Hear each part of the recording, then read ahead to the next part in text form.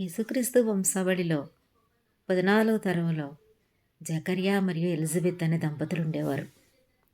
హేరోదు రాజు యూదయను పాలించే కాలంలో జకర్యా అనే ఒక యాజకుడు ఉండేవాడు. ఇతను అబియా అనబడే యాజక శాఖకు చెందినవాడు. ఇతని భార్య అహరోను శాఖకు చెందినది. ఆమె పేరు ఎలిజబెత్తు.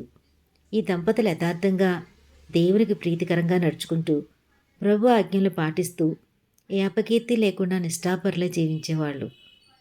ఎలిజబెత్ గొడ్రాలు, పైగా వాళ్ళిద్దరూ వయస్సు మళ్ళిన వాళ్ళు.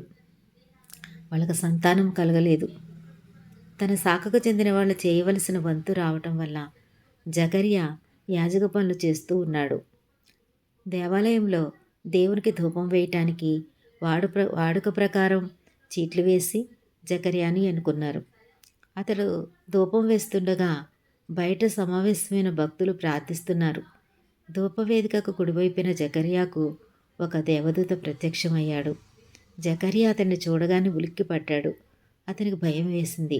దేవదూత అతనితో, జకర్యా, భయపడకు, దేవుడు నీ ప్రార్థనలు విన్నాడు.